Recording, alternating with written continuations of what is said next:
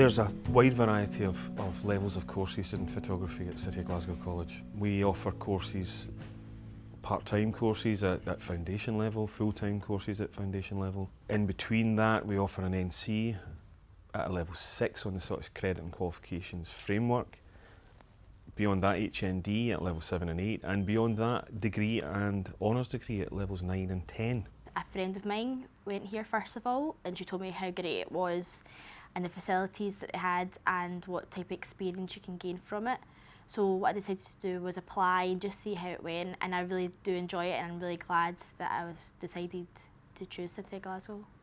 They're very, very popular courses. The college has received, I think by the end of February this academic year, over 400 applications for photography courses, and that was principally for National Certificate and Higher National Diploma. Well, I thought about City of Glasgow because it's quite local and it takes about 20 minutes to get in, and I really like the area. I love being in town. And yeah, it's been really good so far.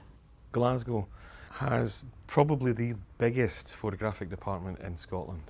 It has a long tradition of delivering photographic courses, photographic education and training. And that goes way back to legacy colleges such as Glasgow College of Building and Printing and Glasgow Metropolitan. But we also like to think that we're seen as a centre of excellence. We're a centre where lots of good work is done, lots of good student work is done. A great many of practising professionals within Central Scotland will have been educated here in the past. City of Glasgow offer amazing facilities for their photography students. We have numerous studios, we have a store, we can get any lens, any camera, anything that you could ever imagine for any project you want to do, you're able to get that. The college has been very, very generous in terms of making sure that funding that we get goes to helping students enjoy a better level of experience, a better experience generally. We have a photographic store which has a wide range of Canon EOS digital SLR cameras, a whole catalogue of lenses and slightly more specialist pieces of equipment. We have a medium format digital Hasselblad system which is very much professional end of the spectrum. As well as the camera equipment, we have facilities which are well resourced, and there's plenty of them. We have 8 photographic studios.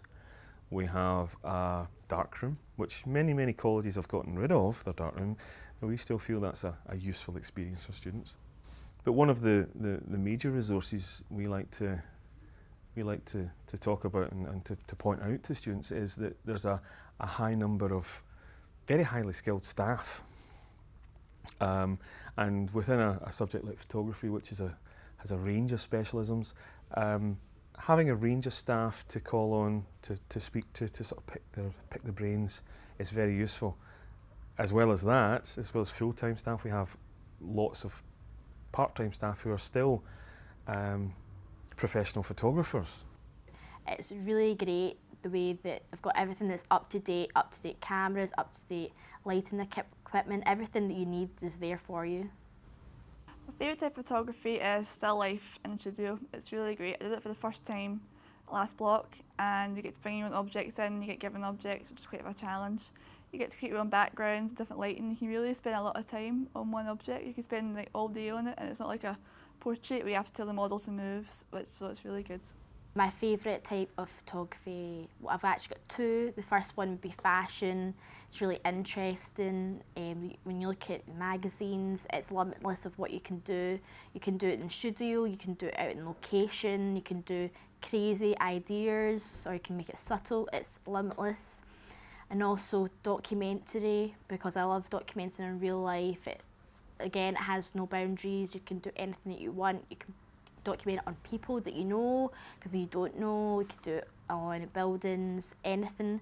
It's a wide variety and it really interests me.